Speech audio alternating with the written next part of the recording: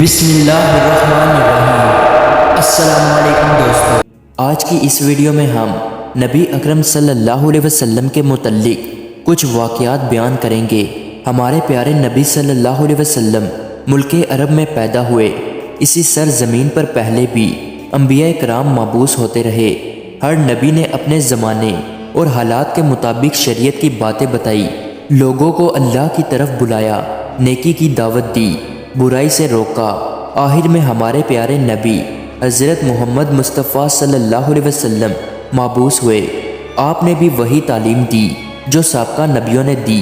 ہمارے پیارے نبی صلی اللہ علیہ وسلم 12 ربیع الاول بروز پیر صبح صادق کے وقت مکہ معظمہ میں پیدا ہوئے۔ بچے کا نام محمد رکھا گیا۔ ایسا نام عرب میں کسی نے نہیں رکھا۔ آپ صلی اللہ علیہ وسلم جس زمانہ میں پیدا ہوئے اسے عام الفیل کہا جاتا ہے۔ فیل کے معنی ہاتھی کے ہیں۔ یمن کا بادشاہ ابرہہ کعبہ پر حملہ کرنے کی غرض سے آیا تھا۔ فوج کے سپاہی ہاتھیوں پر سوار تھے۔ ابرہہ کا مقابلہ کسی نے نہیں کیا۔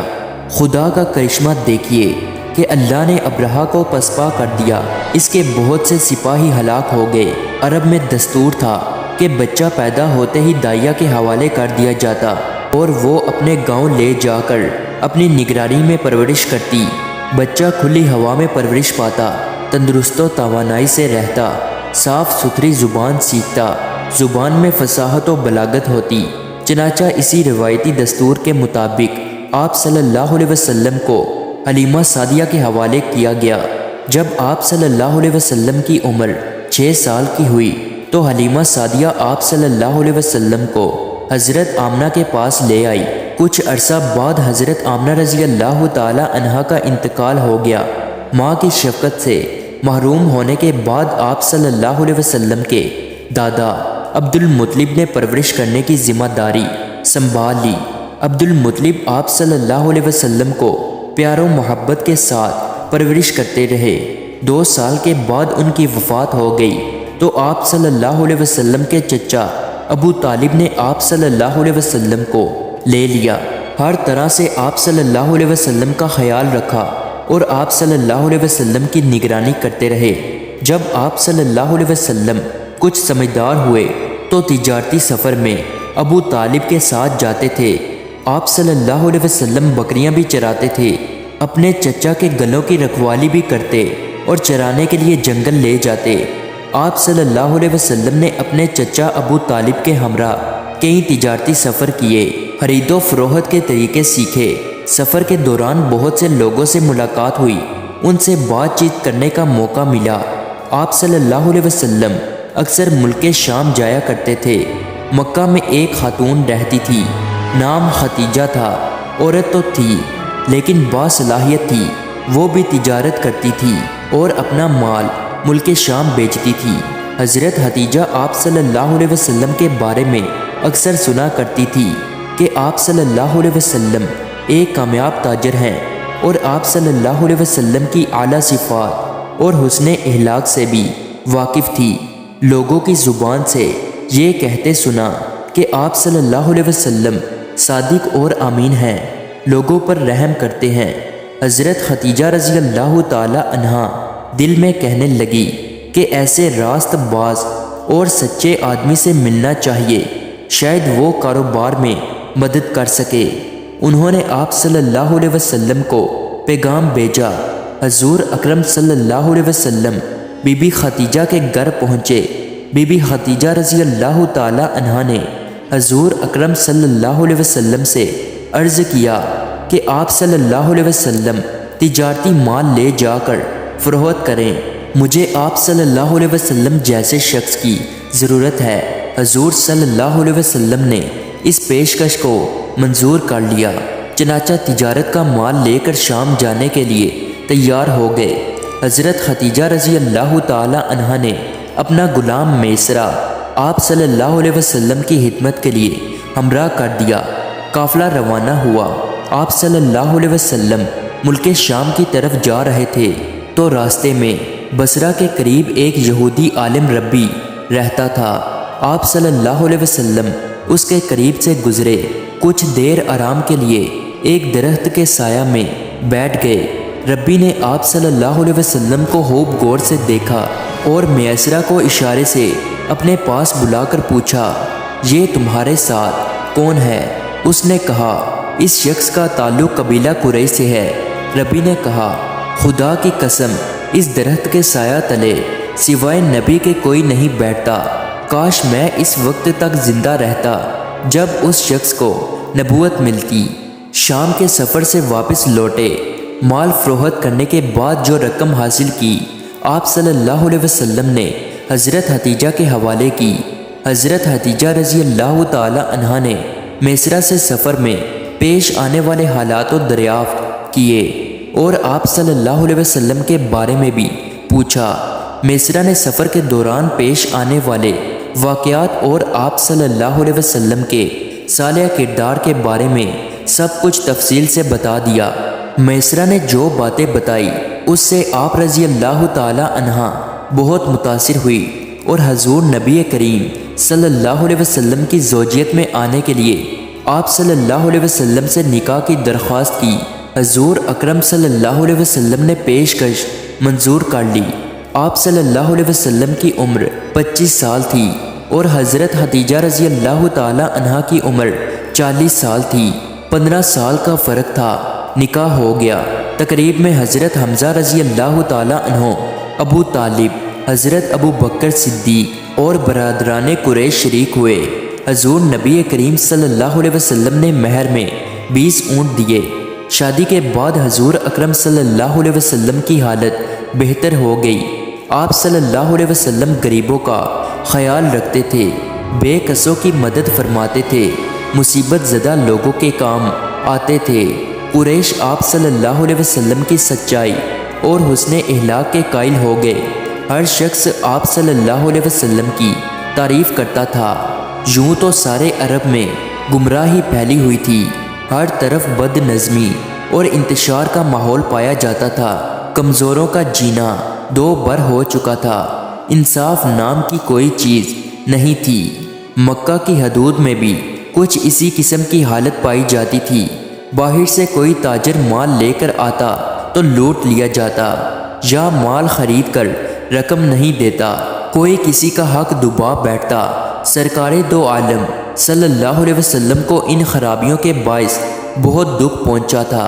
مکہ کے سنجیدہ اور انصاف پسند لوگوں نے خلف الفضول کے نام سے ایک انجمن کی بنیاد رکھی، جس کا مقصد یہ تھا کہ ہر اس مظلوم کی حمایت کی جائے جو شہر مکہ کی حدود میں پایا جائے، خواہ وہ وہی کا باشندہ ہو یا اجنبی۔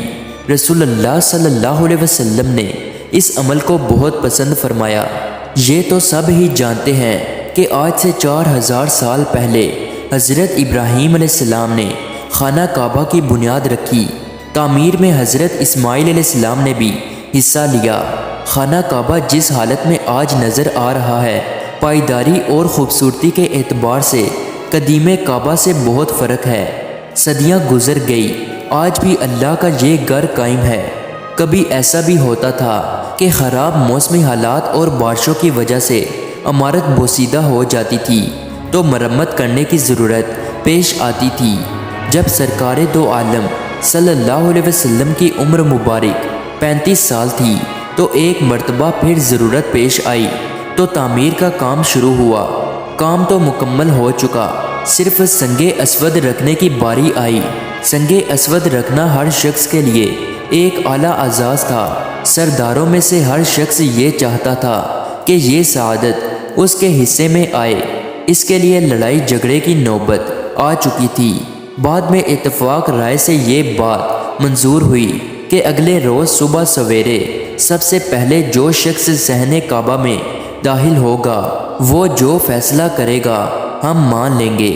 دوسری صبح سرکار دو عالم کو صحن کعبہ کی طرف آتے ہوئے دیکھ کر سب نے ایک آواز ہو کر کہا، صادق آ گئے، امین آ گئے۔ سرداروں نے فیصلہ کرنے کا اختیار آپ صلی اللہ علیہ وسلم کو دیا۔ آپ صلی اللہ علیہ وسلم ثالث مقرر ہوئے۔ آپ صلی اللہ علیہ وسلم نے ایک چادر منگوائی۔ درمیان میں آپ صلی اللہ علیہ وسلم نے اپنے مبارک ہاتھوں سے سنگ اسود رکھا اور اس کے کونے سرداروں سے پکڑوا کر حجر اسود کو خانہ کعبہ تک لے گئے، اس جگہ پر رکھ دیا۔ آپ صلی اللہ علیہ وسلم کے اس منصفانہ فیصلے کی سب نے تعریف کی۔ حضور اکرم صلی اللہ علیہ وسلم کا ہر لمحہ اور ہر وقت عبادت الہی میں گزرتا تھا۔ آپ صلی اللہ علیہ وسلم ہر کام اللہ کی مرضی کے مطابق کرتے تھے۔ ایک مرتبہ کسی صحابی نے حضرت عائشہ رضی اللہ تعالی عنہا سے دریافت کیا کہ حضرت محمد صلی اللہ علیہ وسلم کے بارے میں کچھ فرمائیے۔ حضرت عائشہ نے فرمایا، آپ صلی اللہ علیہ وسلم کی زبان پر ہر لمحہ اللہ کا ذکر رہتا تھا۔ مکہ معظمہ سے 3 میل کے فاصلے پر ایک پہاڑ ہے، یہاں ایک غار ہے، یہ جگہ بالکل سنسان ہے، یہ غار ہیرا کے نام سے مشہور ہے۔ اللہ کے رسول صلی اللہ علیہ وسلم کئی دن تک اس غار میں گزارتے، اللہ کا ذکر کرتے اور عبادت میں مصروف رہتے۔ آپ صلی اللہ علیہ وسلم ذکر الہی میں مشغول تھے کہ اچانک ایک نورانی جسم نمودار ہوا۔ یہ جبرائیل علیہ السلام تھے۔ فرشتے نے کہا، پڑھ۔ آپ صلی اللہ علیہ وسلم نے کوئی خیال نہیں کیا۔ ایسا معلوم ہوتا تھا کہ کوئی آپ صلی اللہ علیہ وسلم کو پوری قوت سے ڈبا رہا ہے۔ پھر آواز آئی، پڑھ۔ آپ صلی اللہ علیہ وسلم نے فرمایا، میں کیا پڑھوں؟ جواب ملا، پڑھ اپنے رب کے نام سے جس نے کائنات کو پیدا کیا اور انسان کو خون کے لوتھڑے سے پیدا کیا۔ پڑھیے، آپ کا رب بڑا کریم ہے جس نے قلم کے ذریعے تعلیم دی، انسان کو وہ علم دیا جو وہ نہیں جانتا تھا۔ یہ پہلی وحی تھی جو آپ پر نازل ہوئی۔ آپ صلی اللہ علیہ وسلم منصب رسالت پر فائز ہوئے۔ اللہ کے رسول گھر تشریف لائے۔ حضرت خدیجہ رضی اللہ تعالی عنہا سے غار ہیرا میں جو کچھ ہوا آپ صلی اللہ علیہ وسلم نے سنا دیا۔ حضرت خدیجہ نے جیسے ہی آپ صلی اللہ علیہ وسلم کی زبان مبارک سے سنا، فوراً ایمان لے آئی اور فرمایا، خدا کی قسم، اللہ آپ صلی اللہ علیہ وسلم کو کبھی رنجیدہ نہیں کرے گا۔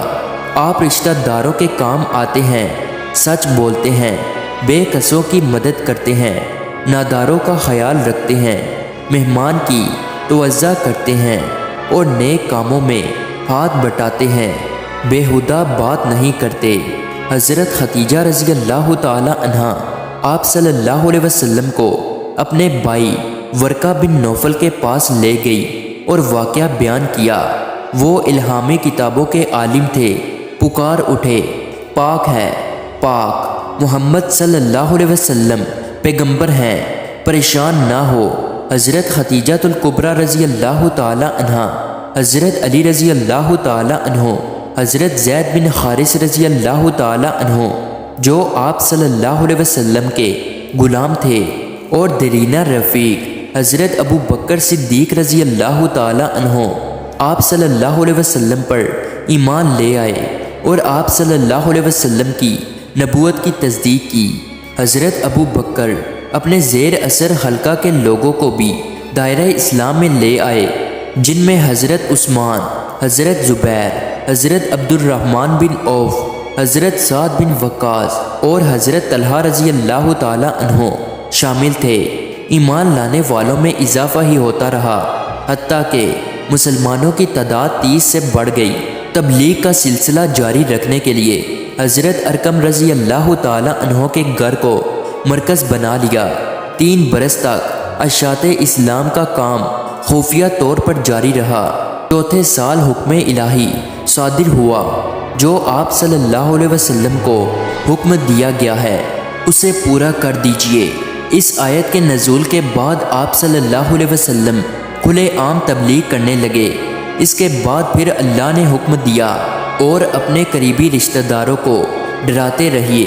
حکم کی تعمیل کرتے ہوئے اپنے گھر میں ایک ضیافت کا اہتمام کیا اور اپنے رشتہ داروں کو مدعو کیا۔ کھانے کے بعد آپ صلی اللہ علیہ وسلم نے تقریر کرتے ہوئے فرمایا، میں وہ چیز لے کر آیا ہوں جس میں دنیا اور آخرت دونوں میں بھلائی ہے۔ پھر آپ صلی اللہ علیہ وسلم نے مہمانوں سے پوچھا، ایک نیک کام ہے، اس میں کون میرا ساتھ دے گا؟ مجلس میں خاموشی چھا گئی، جواب کسی سے نہ بن پڑا۔ اچانک حضرت علی رضی اللہ تعالی عنہ اٹھ کھڑے ہوئے اور فرمایا، میں عمر میں کم سن ہوں لیکن میں آپ صلی اللہ علیہ وسلم کا ساتھ دوں گا۔ حضرت علی کے کہنے پر لوگ ہنس پڑے، کچھ نے تو مذاق بھی اڑایا۔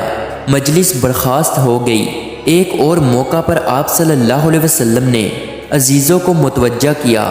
آپ صلی اللہ علیہ وسلم کوہ صفا پر چڑھ گئے اور قریش کے لوگوں کو ہر ایک کا نام لے لے کر پکارنا شروع کیا۔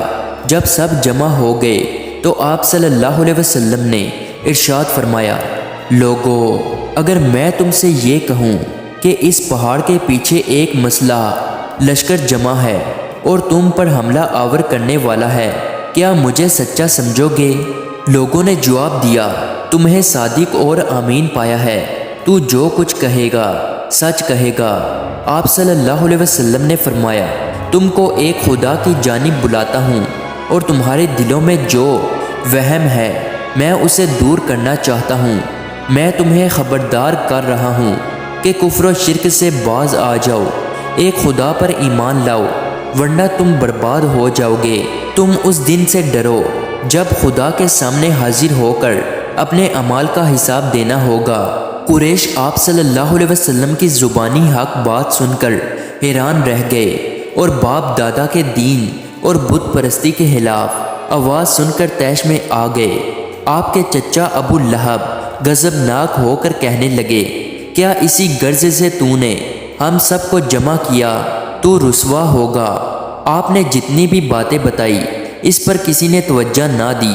جب آپ صلی اللہ علیہ وسلم نے بتوں اور بت پرستی کے خلاف بولنا شروع کیا تو سب آپ صلی اللہ علیہ وسلم کے دشمن ہو گئے۔ ایک دن رسول اکرم صلی اللہ علیہ وسلم کعبہ میں بیٹھے ہوئے تھے۔ کچھ فاصلے پر آپ صلی اللہ علیہ وسلم کے مخالفین بھی بیٹھے ہوئے تھے، ان میں شامل عتبہ بن ربیعہ بھی تھا۔ وہ رسول اکرم صلی اللہ علیہ وسلم کے قریب آیا اور کہا، اے میرے بھائی، ہم اپنے باپ دادا کے طریقے پر ہیں، تم نے ہمارے درمیان پھوٹ ڈال دی ہے، گھروں میں جھگڑے پیدا ہو گئے، ایک شرط پر تمہاری خواہش پوری کرنے کے لیے تیار ہیں۔ وہ شرط یہ ہے کہ ہمارے باپ دادا کے دین کو برا نہ کہو اور ہمارے معبودوں کو برا نہ کہو۔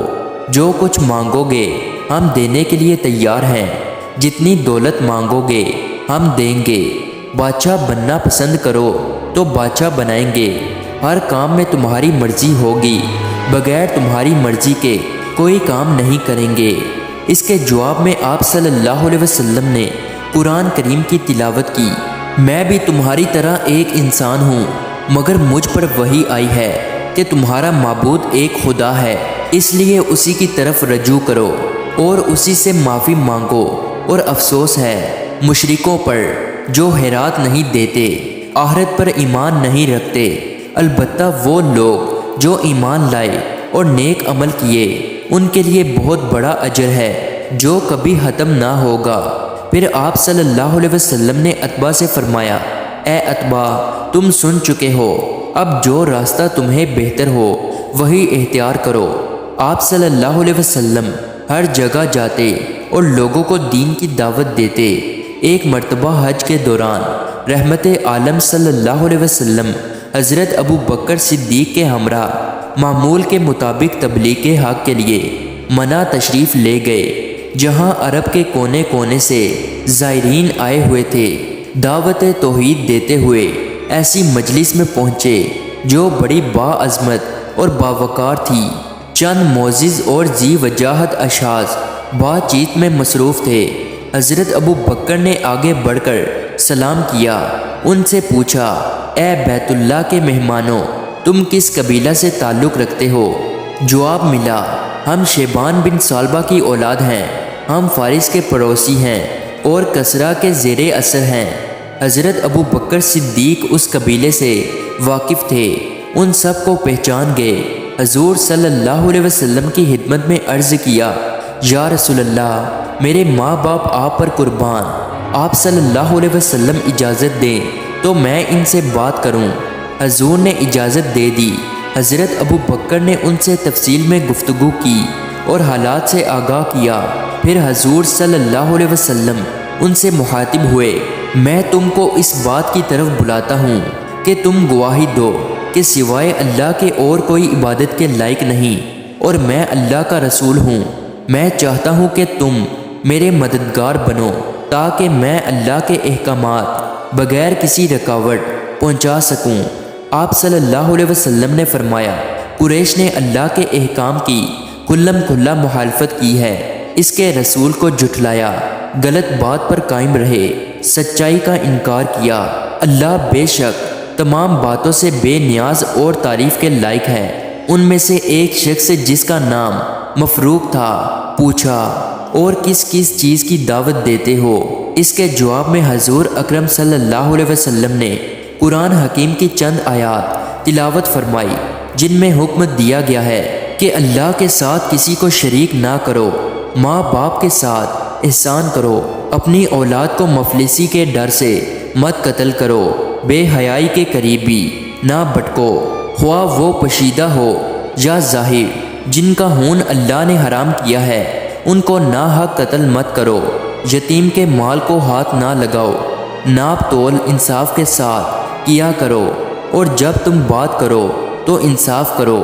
مفروق قرآن کریم کی آیات سن کر بول اٹھا، اے قریشی بھائی، جو تم نے سنایا کتنا پیارا کلام ہے جو دل میں اترتا چلا گیا، یقیناً ایسا کلام زمین والوں کا نہیں ہو سکتا۔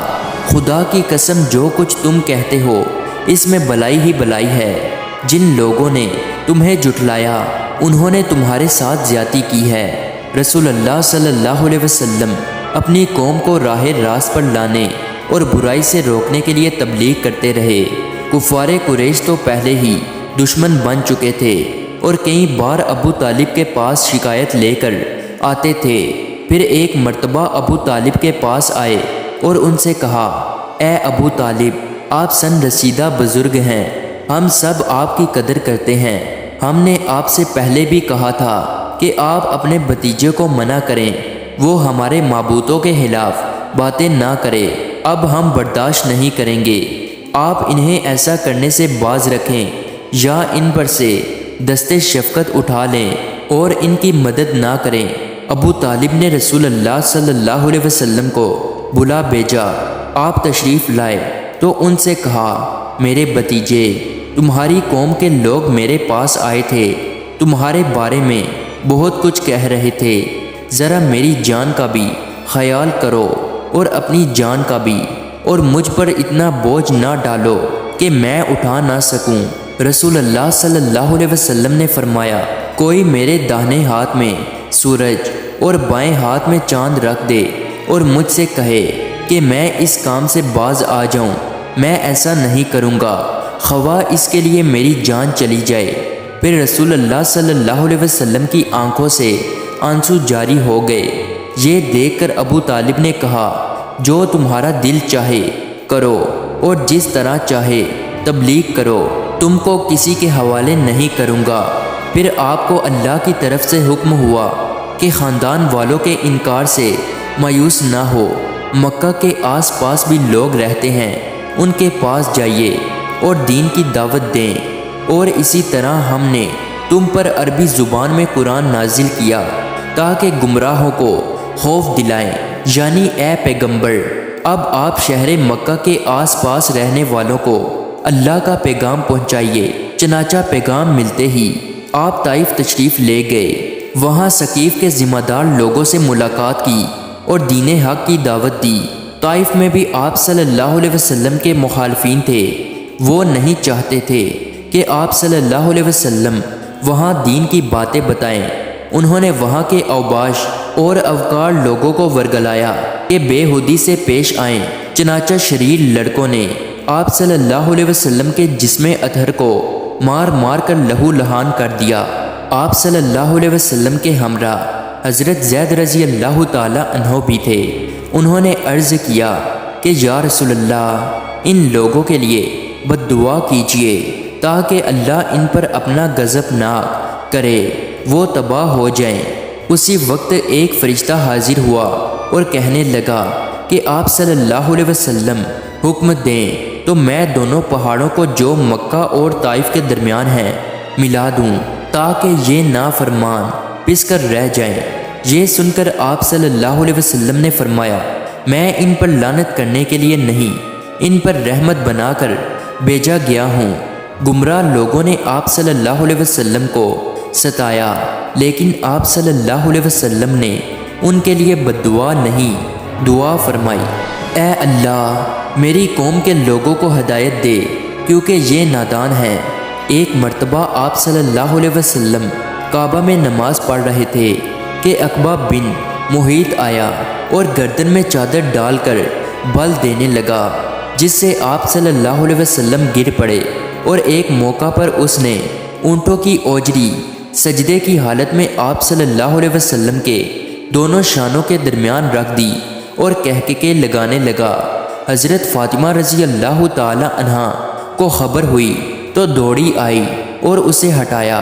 اسی طرح آپ صلی اللہ علیہ وسلم کے نام لیواؤں پر بھی ہر طرح کے مظالم ڈائے انہیں دہکتے انگاروں پر لٹا دیتے۔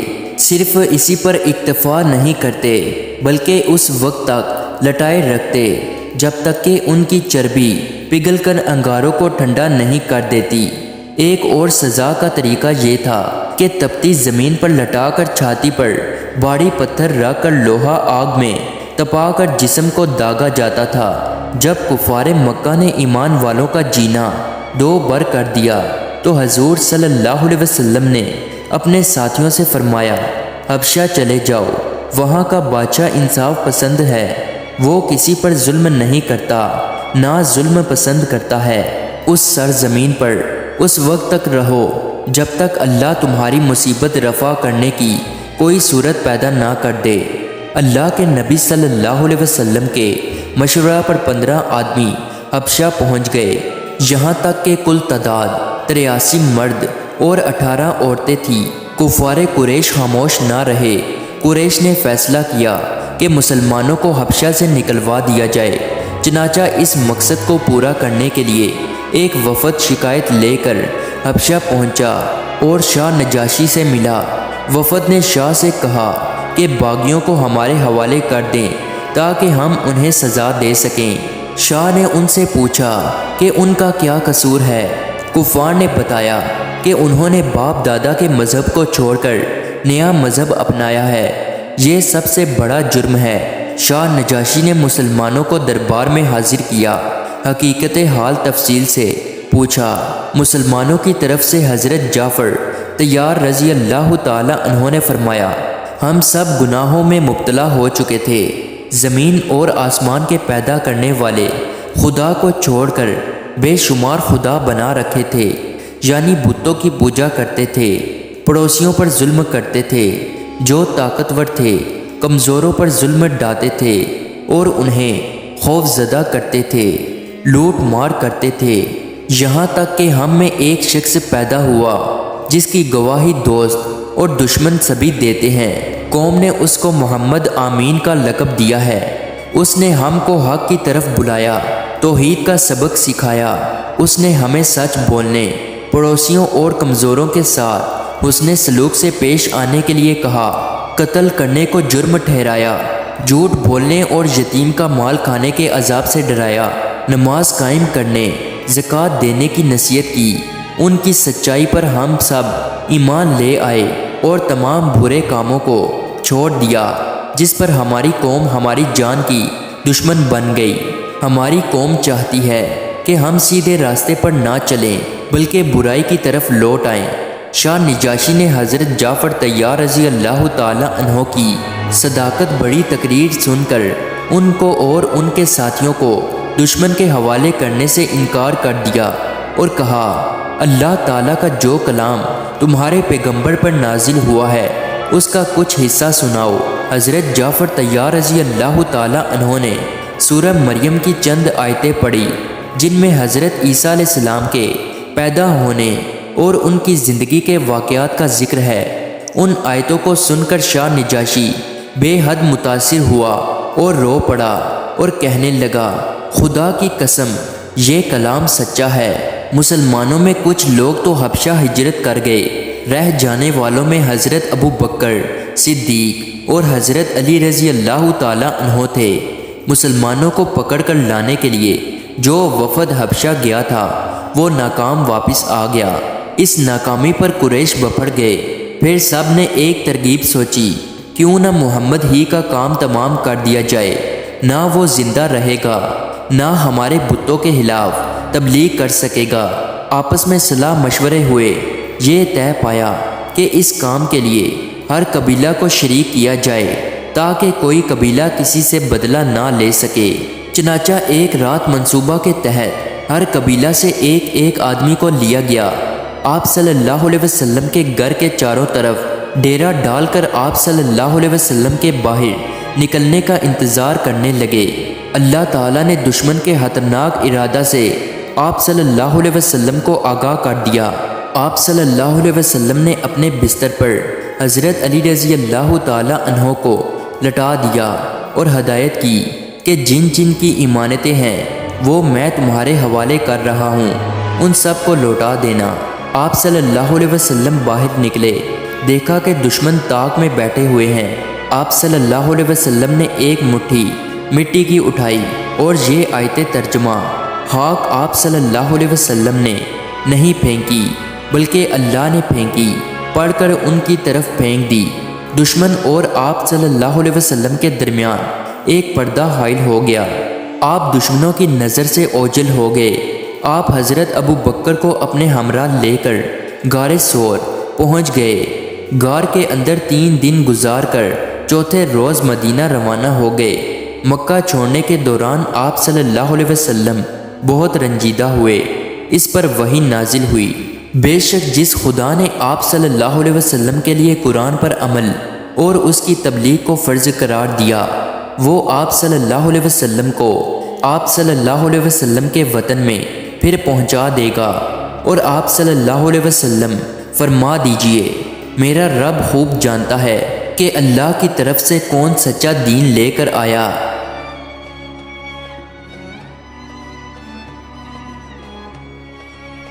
ایسی ہی ویڈیو کے لیے ہمارے چینل کو ضرور سبسکرائب کیجئے تاکہ ہر آنے والی ویڈیو آپ کے پاس پہنچ جائے۔ ملتے ہیں اگلی ویڈیو میں، تب تک کے لیے اللہ حافظ۔